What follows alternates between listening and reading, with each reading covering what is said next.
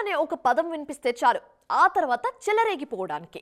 మామూలు సినిమాలకి ఈ పదం అంతా కిక్కిస్తే జస్ట్ ఇమాజిన్ ఫీమేల్ ఓరియంటెడ్ కంటెంట్కి ఇంకెంత ప్లస్ అవ్వాలి. సక్సెస్ ఇచ్చే ఎనర్జీ బౌండరీస్ దాటేలా చేస్తుందని అంటున్నారు మేకర్స్. ఫస్ట్ పార్ట్ని సాదాసీదాగా కానిచ్చేసిన సెకండ్ పార్ట్ను మాత్రం గొప్పగా ప్లాన్ చేసుకుంటున్నారు.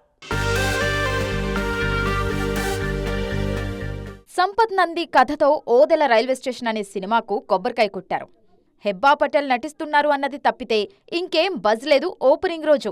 కానీ గ్రామంలో వరుస హత్యల వెనుకున్నదెవరు అనే కాన్సెప్ట్ థియేటర్లకు జనాలను రప్పించింది. ఓదెల రైల్వే స్టేషన్ సక్సెస్ కావడంతో ఇమీడియట్ గా సెకండ్ పార్ట్ ను స్టార్ట్ చేశారు. ఫస్ట్ పార్ట్ కు సెకండ్ పార్ట్ కు ఏ మేరకు కనెక్షన్ ఉంటుందన్నది ప్రస్తుతానికి సస్పెన్స్. అయినా తమన్నా నటిస్తున్న ఓదెల 2 మీద మాత్రం మంచి హైపే క్రియేట్ అయింది. ఫస్ట్ పార్ట్ లో నటించిన హెబ్బాను కాదని సెకండ్ పార్ట్ కు బడ్జెట్ పెంచి తమన్నాను తీసుకున్నారు మేకర్స్. ఇప్పుడు మంగళవారం మూవీకి కూడా ఇదే జరుగుతుందన్నది టాక్. ఓఎస్ఎస్ ఫర్టిలిటీలో టెస్ట్, ట్రీట్మెంట్స్, థెరపీస్ అన్ని scientifically design in the good hands of science. Mummy daddy అవ్వాలంటే ఓఎస్ఎస్ కి కాల్ చేయండి. పాయల్ రాజ్పుత్ తో తెరకెక్కించిన మంగళవారం యూత్ ని యమాగా ఆకట్టుకుంది.